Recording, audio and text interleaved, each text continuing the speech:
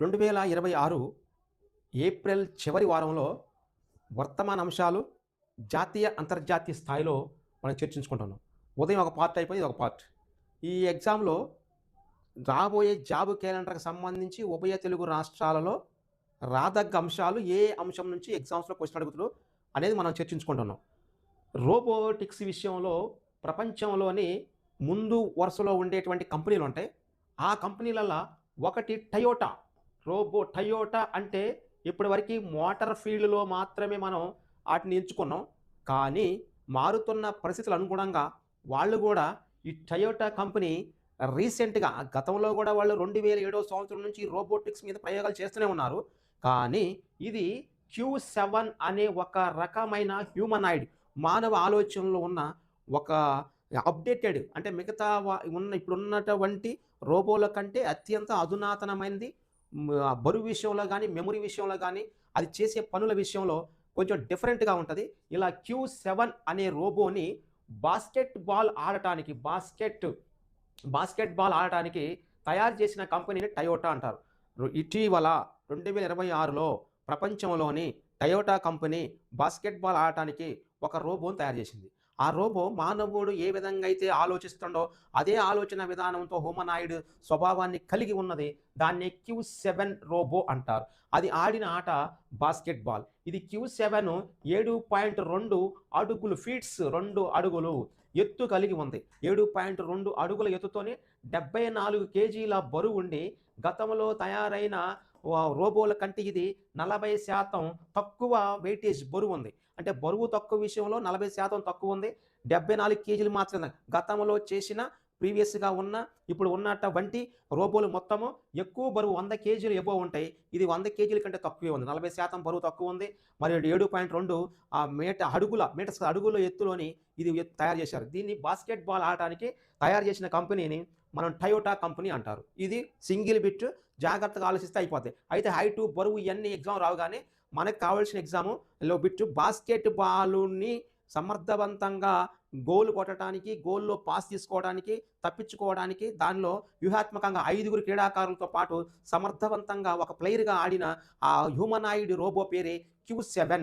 ఈ క్యూ7 కంటే ముందు క్యూ6 ఉంది. క్యూ6 కంటే ముందు క్యూ1 ఉంది. వీటన్నింటి కాకుండా టయోటా బాస్కెట్ బాల్ కోసం తయారు చేసింది ఒక మంచి అప్డేటెడ్ వెర్షన్‌లోనాడు. ఇక తర్వాత ఇటీవల ఈ రోబోల మీద, ఆర్టిఫిషియల్ ఇంటెలిజెన్స్ మీద, డ్రోన్‌ల పైన అంతకు ముందే అంటే తన యొక్క మరణానికి ముందే చివరి దశలో ఒకతను రాసుకున్నాడు. ఆ రాసుకున్న విధానం ప్రకారం ఒక బుక్ ఉంటది.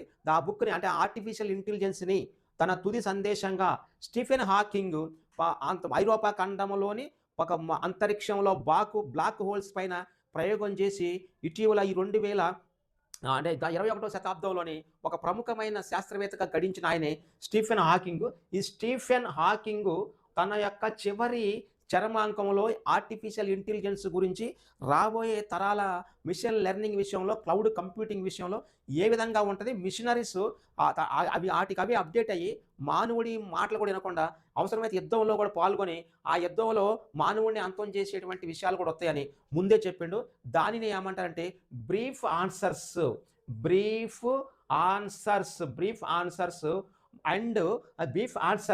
ముందు ఇది ఉండాలి. ఇది ఉన్న తర్వాత బిగ్ క్వశ్చన్స్, బిగ్ క్వశ్చన్స్. ముందు ఆన్సర్స్ ఏమో బ్రీఫ్‌గా ఉంటాయి. క్వశ్చన్లు ఏమో బిగ్‌గా ఉంటాయి. Big questions Q I O N S questions. అయితే సింపుల్‌గా గుర్తుపెట్టుకోవడానికి ఆన్సర్ బ్రీఫ్‌గా ఉండాలి. క్వశ్చన్ పెద్దగా ఉండాలి. అయితే ఇక్కడ మనకు కావాల్సింది ఏందంటే ఆ బ్రీఫ్ ఆన్సర్స్, బిగ్ క్వశ్చన్ల మధ్యలో టు ది యాడ్ చేయాలి. టు ది అంటే ఇక్కడ brief answers to the big questions అంతే బుక్ అయిపోయింది. ఇక్కడ మనకు కావాల్సిన ఆన్సర్, క్వశ్చన్ 2 ఉండాలి. ఆన్సర్, క్వశ్చన్ ఉండేటువంటి బుక్‌ని ఆయన యొక్క జీవిత చరమాంకంలో రాసుకొచ్చిండు. ఆయనే ఆస్ట్రో రంగంలో, అంతరిక్ష రంగంలో బ్లాక్ హోల్స్ పైన ప్రయోగం చేసి అంతరిక్షాన్నే ఒక ఆట ఆడించినటువంటి వ్యక్తి. ఈ భూగోళం ఏర్పాటు ఎలా అయిందని వివరించినటువంటి వీల్ చైర్‌కే పరిమితమైన ఒక వినూత్నమైన చాలా అధునాతనమైన ఐన్‌స్టీన్ తర్వాత మంచి శక్తివంతమైన సైంటిస్ట్ ఆయన తీసుకొచ్చినటువంటి విధానం అది. తర్వాత ఓపెన్ ఆ ఏఐ సంబంధించినటువంటి విషయంలోని ఓపెన్ ఏఐ సంస్థ వాళ్ళు చాట్ జీపీటీ ఓపెన్ ఏఐ ఒక చాట్ జీపీటీ విషయంలోని అంటే ఒక్క సింపుల్‌గా చెప్పాలంటే చాట్ జీపీటీ సంస్థ ఓపెన్ ఏఐని తయారు చేసింది. అయితే ఈ ఓపెన్ ఏఐని తయారు చేసినటువంటి చాట్ జీపీటీ కొత్తగా ఇటీవల కాలంలో తను ఒక కొత్త ఇమేజ్ జనరేషన్ వ్యవస్థని, కొత్తగా న్యూ జనరేషన్ ఇమేజ్ సిస్టాన్ని ఒకటి ఫాలో చేసింది. దాని పేరే ఇమేజెస్ ఇమేజెస్ ఇమేజెస్ 2.0 అంటారు. అంటే చాట్ జీపీటీ ఓపెన్ ఏఐ విధానంలో ఇటీవల కాలంలోని కొత్తగా న్యూగా ఇమేజెస్ విషయంలో ఒక జనరేషన్‌ని ఒక సిస్టమ్ ప్రకారం ఫాలో అయింది. ఆ కొత్త జనరేషన్ పేరే దానిని ఇమేజెస్ 2.0 అంటారు. ఈ చాట్ జీపీటీ పైన, గూగుల్ ఏఐ పైన గతంలోని తెలంగాణ గ్రూప్ 2 ఎగ్జామ్‌లో ఫస్ట్ పేపర్‌లో క్వెషన్ అడిగిండు. అలానే ఇప్పుడు ఇటీవల కాలంలో ఎక్కువ వస్తున్నాయి అది. ఇక ఇదే రంగం తీసుకుంటే డ్రోన్‌ల విషయంలో డ్రోన్స్ 2026 సంవత్సరంలోని మార్చి నెలలో దాదాపు ఒకే నెలలోని 33,000 డ్రోన్లని నేలమట్టం చేసిన దేశం పేరు ఉక్రెయిన్. ఉక్రెయిన్ దేశము రష్యా దేశం తన భూభాగంలోకి పంపిన ప్రతి డ్రోన్‌ని తన టెక్నాలజీ ఉపయోగించి కూల్చివేసింది. మళ్ళీ అలా కూల్చివేయటమే కాకుండా వీళ్ళు ఒక అధునాతన సాంకేతికను ఉపయోగించి రష్యా డ్రోన్‌కి కూడా దొరకకుండా రష్యా భూభాగంలోకెళ్ళి చమురు శుద్ధి కర్మాగారాలు మరియు రిఫైనరీల విషయంలోని చాలా బంకర్లుగా ఉన్న చమురు శుద్ధి క్షేత్రాల పైన దాడులు చేసి బయటకొచ్చి వాళ్ళకి నష్టం కలిగించినటువంటి దేశం ఉక్రెయిన్. ఇది ఉక్రెయిన్ ఏమో డ్రోన్‌ల విషయంలో, చాట్ జీపీటీ ఏమో ఇమేజెస్ 2.0లోని, అదే ఏఐ గురించి బ్రీఫ్ ఆన్సర్స్ బిగ్ క్వెషన్స్ అని స్టీఫెన్ హాకింగ్ ఆ రోజే చెప్పిండు. రోబో విషయంలోని Q7 టయోటా మొత్తం 4 బిట్లు వచ్చినాయి. ఆ 4 బిట్లు మనం అబ్జర్వ్ చేసుకోవాలి. తర్వాత ఐదవ క్వెషన్‌గా ఉంది. ఢిల్లీ మద్యం కేసు చాలా ఫేమస్. ఢిల్లీలోని మంచి పేరున్న భారతదేశంలోని మంచి నేమ్ ఉన్న అవినీతి రహితమైన పాలన అందిస్తుండు. విద్యా, ఉద్యోగ విషయంలోని, ఉపాధి విషయంలో, ఆరోగ్య విషయంలో మంచిగా పరిపాలిస్తుండని national capital territory region NCTR విషయంలోని ఢిల్లీ ముఖ్యమంత్రిగా 3 సార్లు ప్రమాణ స్వీకారం చేసి 4వసారి ప్రమాణ స్వీకారం చేద్దాం అనుకునేసరికి రేఖా గుప్తా రూపంలో బీజేపీ వచ్చి ఆ పదవిని తన్నుకుపోయింది ఈ కేసు విషయంలోనే. ఈ మద్యం కేసు విషయంలో ఢిల్లీ అంటే కేంద్ర పాలిత ప్రాంతాల్లో కేవలము 2 వాటికి మాత్రమే జమ్మూ కాశ్మీర్ మరియు ఢిల్లీకి మాత్రమే ఇది హైకోర్ట్స్ ఉంటాయి. ఈ హైకోర్టుల విషయంలోని ఢిల్లీ హైకోర్టులోని జస్టిస్‌గా పనిచేస్తున్న జస్టిస్ స్వర్ణకాంత శర్మ ఈమె యొక్క ధర్మాసనం ముందు ఏపీపీ ఆప్ అంటే ఆమ్ ఆద్మీ పార్టీకి సంబంధించి CM Kejriwal, deputy CM Manish Sisodia కూడా పాల్గొనమని చెప్పారు.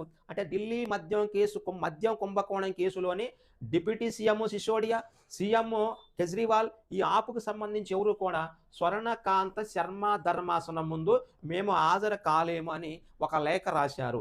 ఈ లేఖకి సారాంశం ఇచ్చే ముందుగా మాకు న్యాయాన్ని సంరక్షించే ముందు సోలిసిటర్ జనరల్ అయిన తుషార్ మెహతా గారు మా యొక్క న్యాయాన్ని కాపాడతారు అని వాళ్ళు సంజాయించుకున్నారు. అంటే సోలిసిటర్ జనరల్ తుషార్ మెహతా గారి పైన వీళ్ళు న్యాయాన్ని తీర్పునిచ్చే విషయాన్ని, అంటే ఈ ధర్మాసనాన్ని మార్పు చేయండి, మేము ఆమె దగ్గరికి వెళ్ళి మేము ధర్మాసనం విషయంలోని, అంటే సిబిఐ కోర్టు ఇచ్చినటువంటి బెయిల్ విషయంలోని ఢిల్లీ న్యాయస్థానం మన ఢిల్లీ న్యాయస్థానంలోని జస్టిస్‌గా ఉన్న స్వర్ణకాంత శర్మ గారి విషయంలో మాకు నమ్మకం లేదని ఆ ధర్మాసనాన్ని మార్చమంటారు. అలా ధర్మాసనాన్ని మార్చమని అడిగే హక్కు మరి ప్రజలకు ఉందా, రాజకీయ నాయకులకు ఉందా అనేది సుప్రీంకోర్టే తేల్చాలి. తర్వాత ఇదే మన కేసు విషయంలో, అంటే యాక్చువల్‌గా ఇది మద్యం కుంభకోణం కేసు.